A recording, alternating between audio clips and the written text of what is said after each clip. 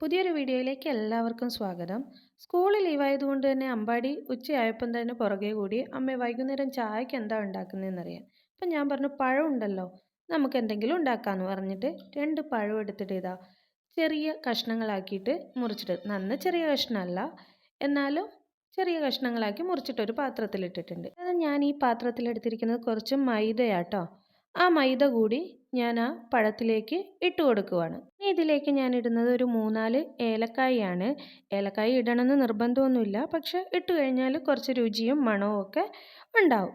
ഏലക്കായ ഇട്ട് കഴിഞ്ഞാൽ പിന്നെ നമുക്കിതിലേക്ക് കുറച്ച് ഉപ്പ്, ഒരു നുള്ള് ഉപ്പ് ചേർത്ത് കൊടുക്കാം.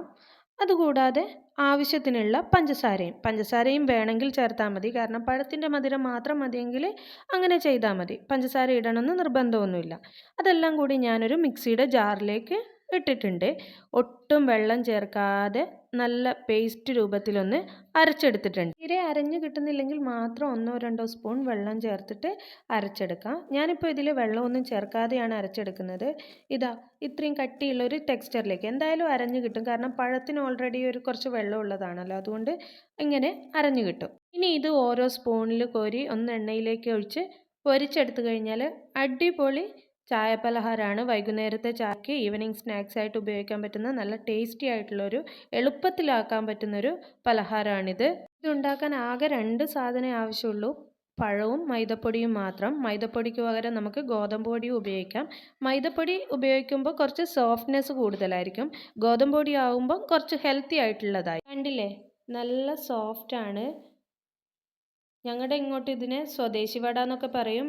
ആ ഒരു മോഡലിലുള്ളൊരു പലഹാരമാണ്. വൈകുന്നേരം എളുപ്പത്തിൽ കുട്ടികൾക്കൊക്കെ ഉണ്ടാക്കി കൊടുക്കാൻ പറ്റുന്നതാണ്. ഇതിൽ ചേർത്ത ഉപ്പും ഏലക്കായും പഞ്ചസാരയൊക്കെ ആവശ്യമുണ്ടെങ്കിൽ മാത്രം ചേർത്തിട്ട് ഉണ്ടാക്കിയാൽ മതി. അല്ലെങ്കിൽ പഴത്തിൻ്റെ മധുരം മാത്രം മതിയെങ്കിൽ നമുക്ക് മൈദപ്പൊടിയും പഴവും മാത്രം ഒന്ന് അടിച്ചിട്ട് എണ്ണയിൽ ഉണ്ടാക്കിയെടുക്കാം. ഞാനിത് അമ്പാടിക്ക് വൈകുന്നേരം ആയപ്പോൾ കൊണ്ടു കൊടുക്കുകയാണ്. അവൻ TV കണ്ടുകൊണ്ടിരിക്കുമായിരുന്നു. അവന് കൊണ്ടു കൊടുത്തു. അവന് നല്ല ഇഷ്ടമായി. കാരണം നല്ല സോഫ്റ്റുമാണ്. ഞാൻ ചൂടോടെ തന്നെയാണ് കൊണ്ടു കൊടുത്തത്. അപ്പം ചൂട് അതാണ്, അവൻ ഒന്നെടുത്തപ്പോഴേ താഴേക്ക് തന്നെ ഇട്ടു, പാത്രത്തിലേക്ക് തന്നെ ഇട്ടു. ചൂടായിട്ടാണ്, പക്ഷെ നല്ല രുചിയുണ്ട് എന്ന് പറഞ്ഞു. ഈ മഴയത്ത് ചൂട് കട്ടൻ്റെ കൂടെ ഇതുപോലൊരു അപ്പവും കൂടി ആയാൽ അടിപൊളിയായി.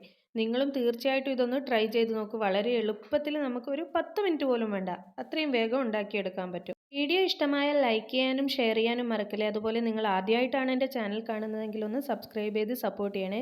ഞാനിടുന്ന എല്ലാ വീഡിയോസും കാണാൻ ആ ബെല്ലൈക്കണും കൂടി അമർത്തി ഒന്ന് ഓൾ എന്ന ഓപ്ഷനും കൂടി ഒന്ന് അമർത്തിക്കോളൂ. വീഡിയോ ഒന്ന് സ്കിപ്പ് ചെയ്യാതെ കണ്ടിട്ടൊന്ന് അഭിപ്രായം കമൻ്റായിട്ട് ഇട്ടോളൂ. നാളെ പുതിയൊരു വീഡിയോ ആയിട്ട് കാണാം.